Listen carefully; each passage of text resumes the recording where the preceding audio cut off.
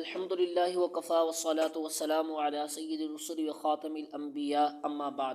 محترم سامعین، جب مسلمانوں نے ایک حد تک جنگ جیت لی اور طلحہ کے خاص پہرے دار مارے گئے، اب اسلامی لشکر نے از سر نو صف بندی کر کے دوبارہ شدید حملہ کیا۔ گھمسان کی لڑائی شروع ہو گئی۔ طلحہ اسدی اپنے خیمے میں اس غرض سے گیا کہ ابھی اس پر آسمان سے وحی اترے گی۔ وہ وہاں وحی کے انتظار میں بیٹھ گیا اور اس کا نائب احمق مطاع، جس کو حضور اکرم صلی اللہ علیہ وسلم نے دیکھ کر احمق مطاع کا نام دیا تھا، میدان میں لشکر کفار کو کمانڈ کر رہا تھا۔ 10,000 اسلحہ برادر سپاہی ہر وقت اس بے وقوف کے پیچھے پھرتے رہتے تھے۔ اس وقت 700 جنگجو انسانوں نے اس کو اپنی حفاظت میں لے رکھا تھا۔ یہ حالت دیکھ کر لشکر اسلام کے شاہین کفار پر ایسے ٹوٹ پڑے کہ ایک دم جنگ کے شعلے بھڑک اٹھے۔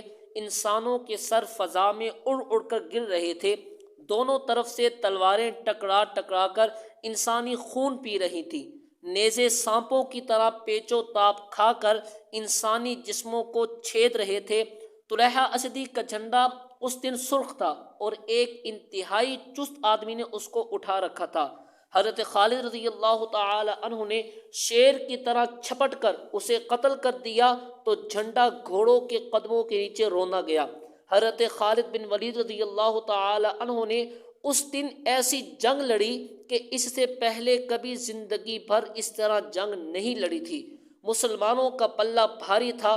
طلحہ اسدی اپنے کمبل میں لپٹ گیا کہ شاید کوئی شیطانی وحی آ جائے۔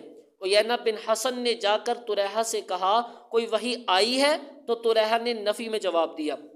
مسلمانوں کا دباؤ مرتدین پر بڑھتا ہی رہا، یہاں تک کہ احمق مطاع پھر طلحہ کے پاس گیا اور کہا کہ حالات خراب ہو رہے ہیں، بتاؤ کوئی وحی آئی ہے یا نہیں؟ ہم تو پس گئے۔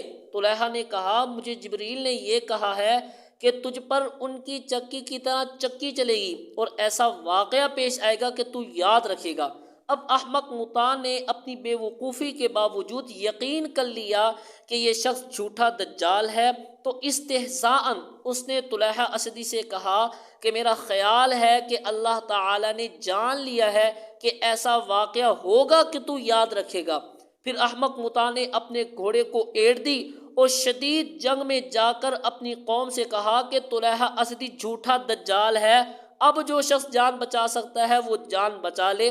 چنانچہ فزارہ کے سارے لوگ بھاگنے لگے۔ اس کے بعد قبیلہ غطفان کے لوگ بھاگ اٹھے اور مسلمانوں نے ان کا پیچھا کر کے بہت ساروں کو قتل اور بہت ساروں کو گرفتار کر لیا۔ احمق مطاع بھاگ رہا تھا کہ بنی طے کے ایک شیر عروہ بن اوس نے اس کو گرفتار کر لیا۔ حضرت خالد رضی اللہ تعالی عنہ نے اس کے قتل کا حکم دے دیا، لیکن ایک مخزومی شخص نے اس کی سفارش کر دی، چنانچہ وہ قید کی حالت میں زنجیروں میں جکڑا مدینہ منورہ پہنچا دیا گیا۔ آگے کیا ہوا یہ انشاءاللہ اگلی قسط میں۔ اللہ تعالی ہم سب کو ختم نبوت کی پاسبانی نصیب فرمائے۔ وآخر